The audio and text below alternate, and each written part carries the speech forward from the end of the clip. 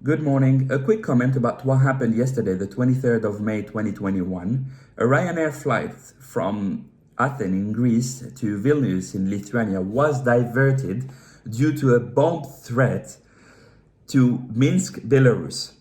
It seems to be more of a diplomatic crisis than an aviation crisis. But we are going to talk about the aviation part, which really interests us. And I have taken a few notes. I'm going to take you through them just to give you a brief idea on how things works usually. You have to know that I am not giving you any secret information or confidential information. Everything is out there online. Otherwise, I would not have spoken about it. That's just in case you ask yourself.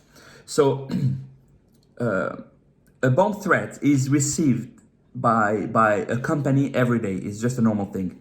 In the world we're living in, every company, and the more famous, the richer, and the more visible a company is, and the more threats it receives. So there is an intelligence team, an intelligence service working with the company, or sometimes within the company, to determine and evaluate the risk related to these threats. So the bomb threat can come either from the outside of the aircraft or from the inside. So when it comes from the outside, it doesn't necessarily reach the pilots. They don't necessarily know about it unless it is serious, because they would ask them to activate the procedure. But when it comes from the inside, it necessarily reaches the authority. And in the case of the Ryanair flight, it seems that it was a very serious threat because the authority sent a MiG fighter jet to escort the aircraft to Minsk. So when you see this from the outside, you're saying, oh, it's very serious. Something has happened. It looks like also that the threat came from the inside. So someone inside of the aircraft told the crew members about a bomb. Usually, when there is a bomb threat, there are two procedures to follow. So one in the cabin and one in the cockpit, flying wise. So in the cabin, they would look for the bomb. If they find it, they will not cut wires, open it. It's like in the movies, right? But they would try to look if there is no lift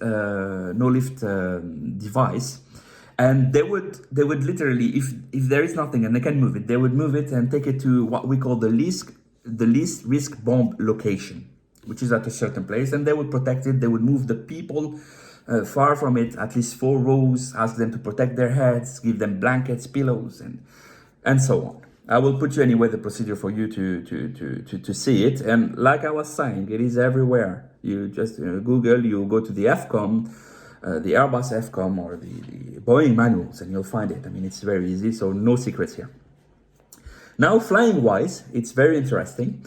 Obviously, they would avoid any abrupt changes of altitude and pitch, and you get me? So they would not turn fast. They would just try to go gentle. They would be gentle in order not to move the bomb. And also they would descend to an altitude which is at 1 psi differential pressure, which makes it 2,500 feet between the aircraft altitude and the cabin altitude. So if the cabin is pressurized, let's say at 6,000 feet, for example, for the new aircraft, it's around 6,000 feet, 787, 350s, and so on. So if the cabin altitude is pressurized at 6,000 feet, they would have to be within 2,500 feet from this altitude, not more than 8,500 feet. In order, if the bomb explode,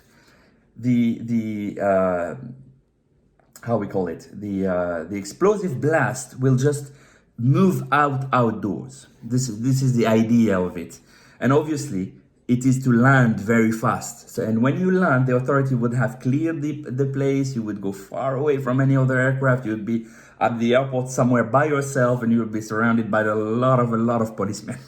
So this is basically at the end of this Ryanair flight yesterday. They managed to leave, but without just a passenger whose name is, let me see, Roman Protasevich. Maybe I'm saying it in the wrong way, but anyway, Roman was a journalist and a dissident, an opponent, political opponent to the power, to the government there in Belarus. And anyway, so the aircraft managed to take off and to reach its destination, but without this passenger. And this is it. I hope my video has helped you have an idea on what happened and what happened usually if a threat arises. Thank you very much, guys. See you soon. Cheers.